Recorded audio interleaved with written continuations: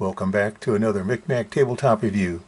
Today we're going to be taking a look at the Smith & Wesson Bodyguard 2.0 Shooting Left of Target Complaint. This is a follow-up review on my Smith & Wesson Bodyguard 2.0. It's a great gun, but you probably have heard the criticism that the Bodyguard 2.0 may have factory sights that are a little off-center. That was indeed the case with my new Bodyguard 2.0, and I'll talk more about that in a moment. But I'm going to state up front that in most cases I'd assume that it's unlikely that the factory sight settings are actually off-center. Certainly not impossible, but it would be unusual. The fact that this criticism is prevalent, and specifically that almost always involves the gun shooting to the left, actually provides evidence of the source of this common complaint. And believe it or not, it's usually not the gun, and I think I can prove it. Now, before we go any further, let's make sure this gun is cleared first. And by the way, if you enjoyed this review, please be sure to like, share, and subscribe.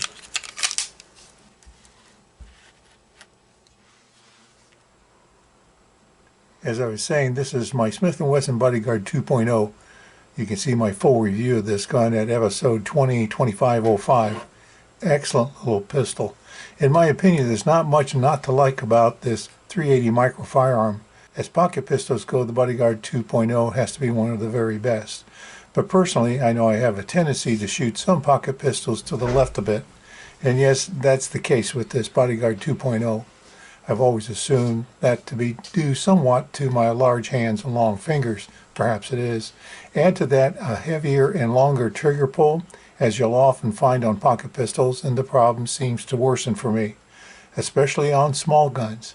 Depending on the gun, I know I've placed my finger incorrectly on the trigger. That causes me to squeeze the trigger on an angle instead of straight back. Experts call this lazy finger or lazy squeeze, which causes the muzzle to veer to the left. Of course, that's because I'm right-handed. If I were left-handed, the opposite would occur. In my case, you can actually see the tendency play out when I'm at the range during some of my pocket gun videos. For example, when shooting the Smith & Wesson Bodyguard 380, the Bernardelli Model 60 380, Kel-Tec P3AT, or most dramatically, when shooting this new Bodyguard 2.0, my shots tend to drift left. Of course, interesting enough, I don't seem to have that problem with all pocket pistols. For me, notable exceptions would be the Ruger LCP Max, the Glock 42, the Taurus Spectrum 380, the Car P380, and SIG P238.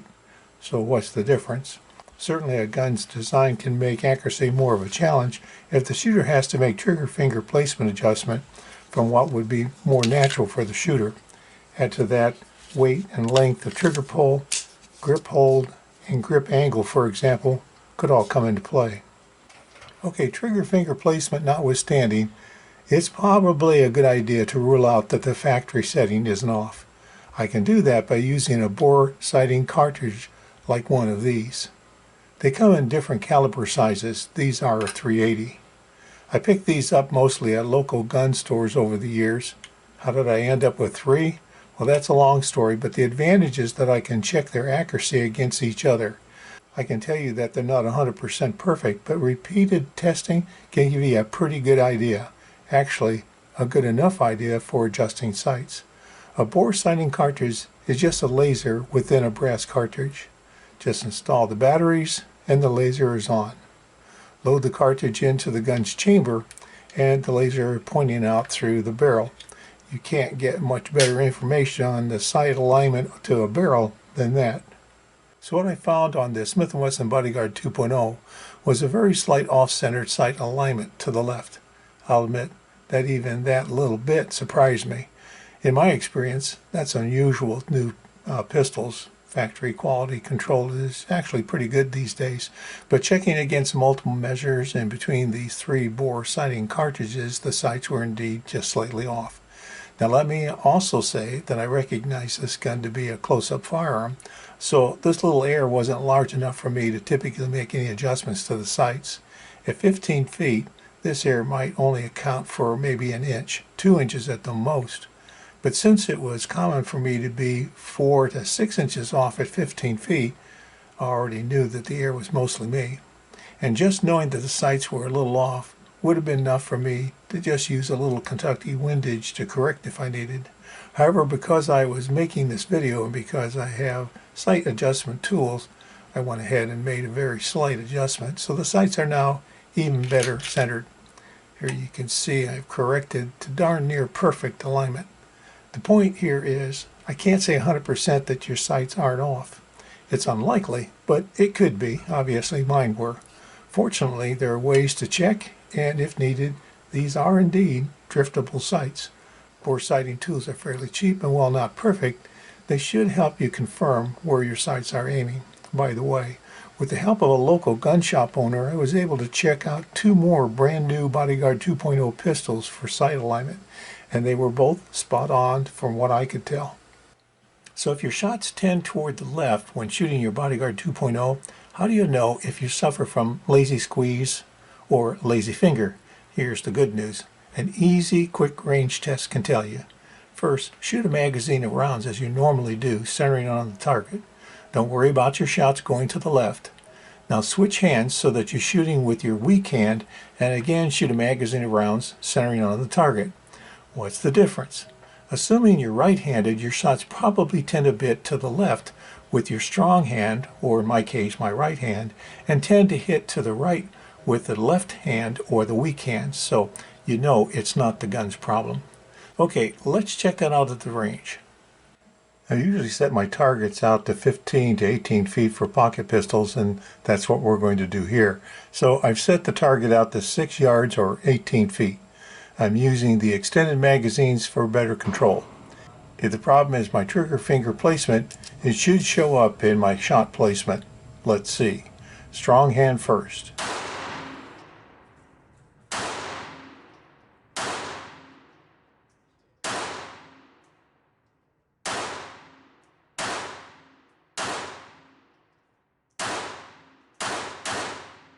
Well, there you go. Obviously, I'm doing something that causes my shots to go left of center. Okay, let's switch to my left hand, or weak hand, and again using the extended 12-round magazine, trying to stay centered on the bullseye. Let's see how I do.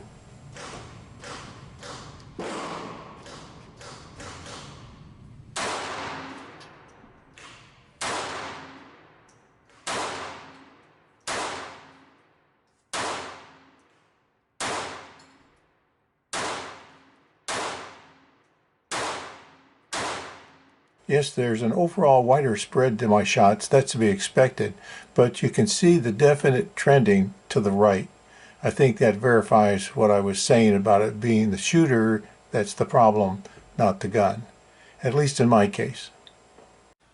Okay, I'm no expert, but it would seem that a quick, easy fix to this problem of lazy finger or lazy squeeze would be to pull the trigger as straight back as you can. Probably easier said than done. It all starts with the correct trigger finger placement and then practice until good muscle memory is established. But what's the correct trigger finger position? I've been told whatever gives you the best straight back pull. And here's the thing, I was taught the correct trigger finger position is with the pad or the tip of the index finger. Of course, I'm an old guy, and back in those early days I was shooting a full-size .45 caliber 1911.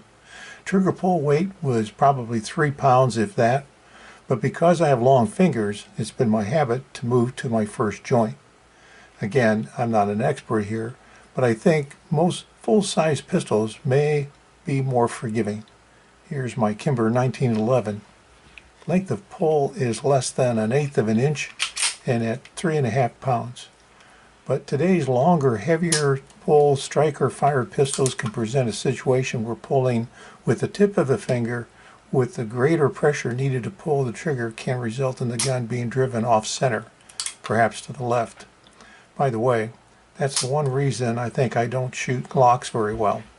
Add to that the lighter weight of today's modern guns, perhaps grittier trigger pull, and shorter length to the trigger's location, as well as the length of pull of the trigger itself to the point of firing, and your shooting to the left tendencies can increase.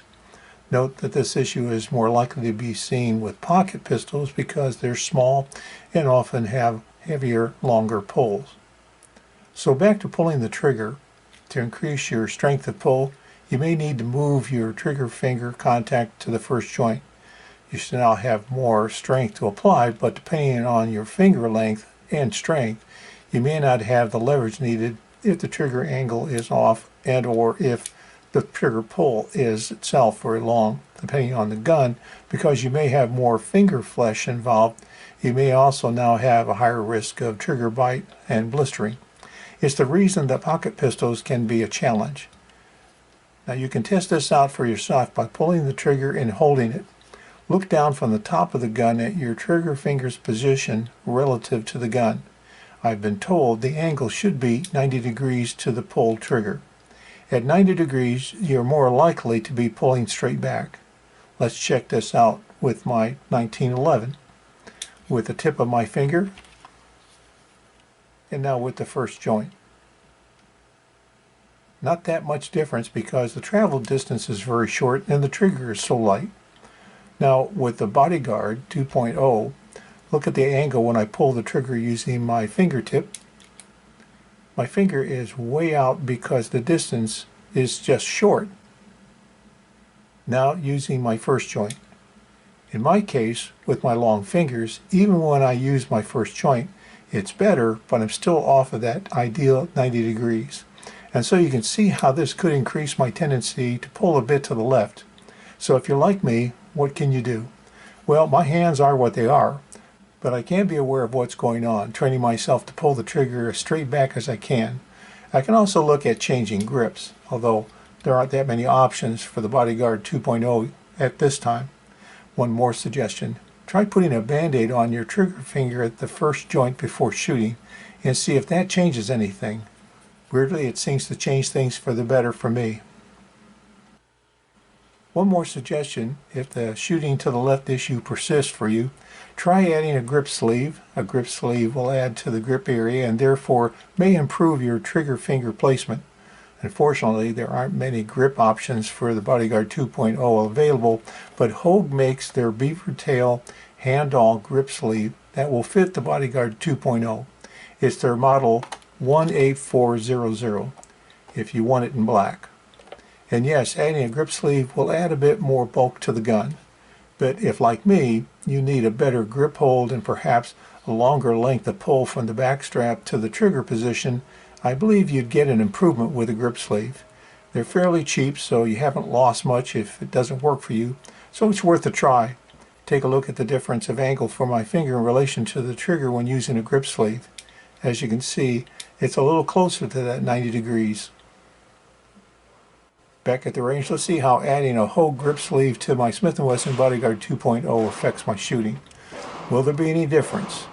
But first, I've got to acknowledge that the grip sleeve does give me a better feel to these already very good grips. The rubberized stippling doesn't catch my shirt as badly as the Bodyguard's grips, and the padded beaver tail seems to give me a better position on the trigger. The sleeve does add a little bulk, but not that much.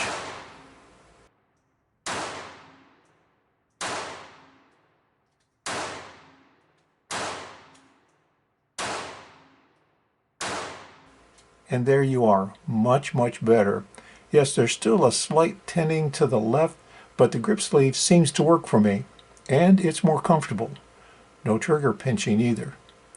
Now before we end today's video, I'd like to remind you, if you haven't already, be sure to like, share, and subscribe down below. I hope you found this video useful, and thanks for watching.